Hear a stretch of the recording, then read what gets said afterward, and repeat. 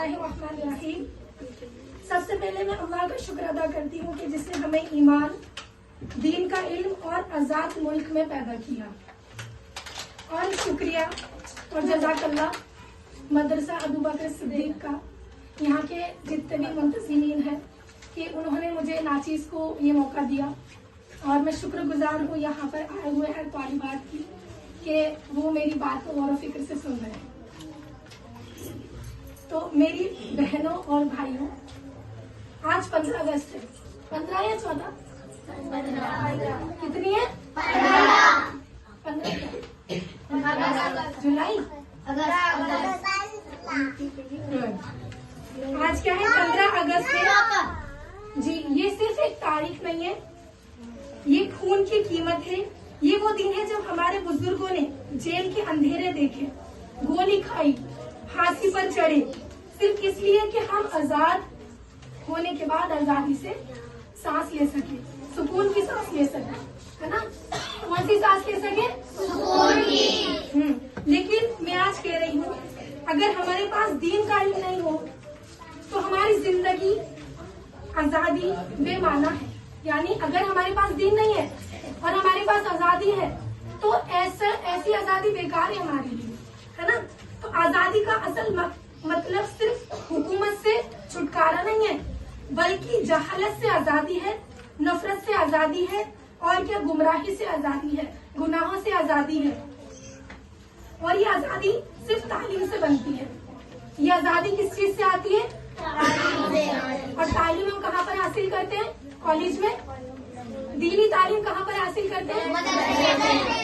हाँ, लड़कों की तो आवाज नहीं आ रही है, खाकर नहीं आशा, भूख लग रही है।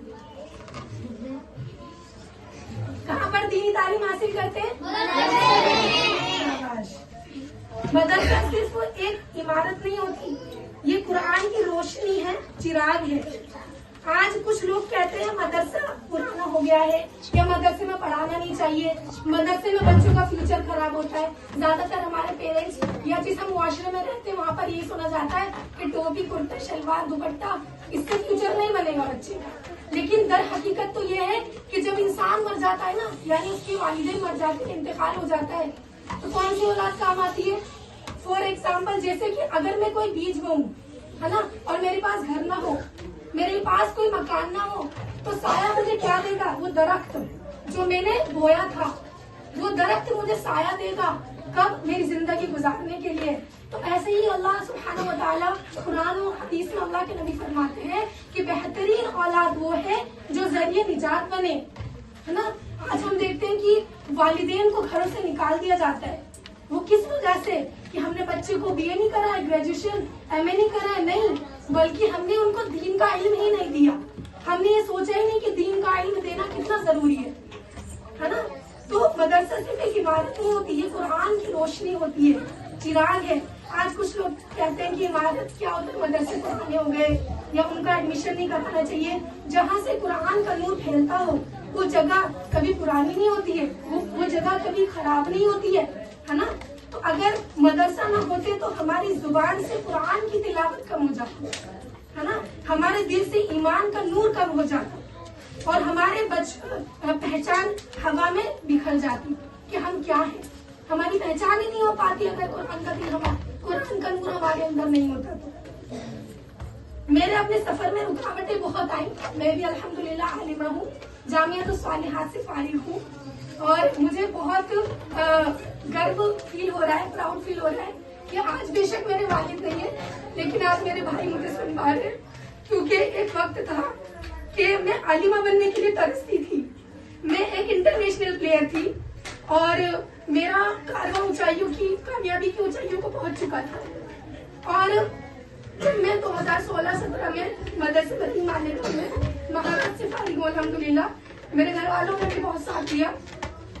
लेकिन ऐसा होता है ना कि जिसका कारवा दुनिया की तरफ जा रहा हो, ओलंपिक, एशियन गेम्स की तरफ जा रहा हो, और उसका रुख एकदम बदल जाए, दीन की तरफ आ जाए, क्योंकि घर वालों को दीन की अहमियत जब नहीं होती तो वो काहे को तवज्जो देंगे। लेकिन मेरे घर वालों ने मुझे समझा और 2019 में मुझे खबर दी गई, शायद मेरे लिए वो कयामत का दिन था। मुझे फोन पर खबर दी गई थी कि मेरे वालिद साहब का इंतकाल हो गया।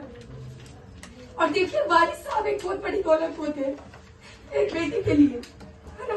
लेकिन मैं शुक्रगुजार हूँ कि आज मेरे भाई मुझे सुन पा रहे हैं, क्योंकि बड़े भाई भी वालिद से कम नहीं होते, है ना।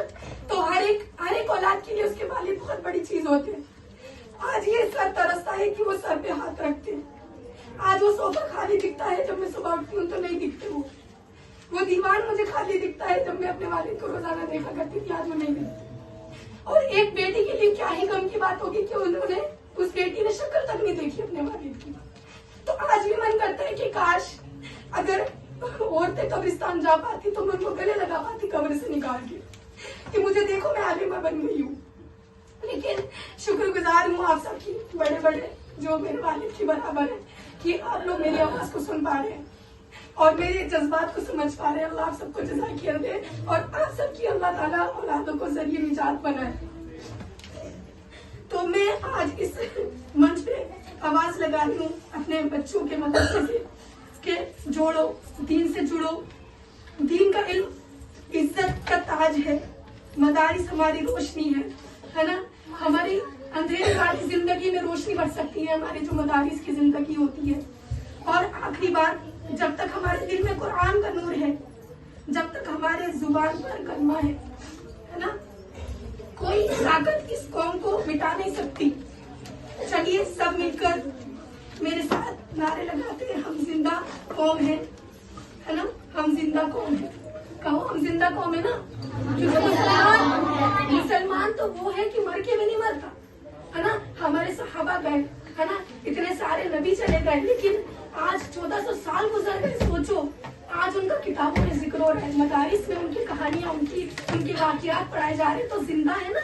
तो हमें भी ऐसा करना है कि हमारे जाने के बाद हमारा काम जिंदा रहे, है ना। इंशाल्लाह करेंगे ना आप सब, वो मालीना जिंदा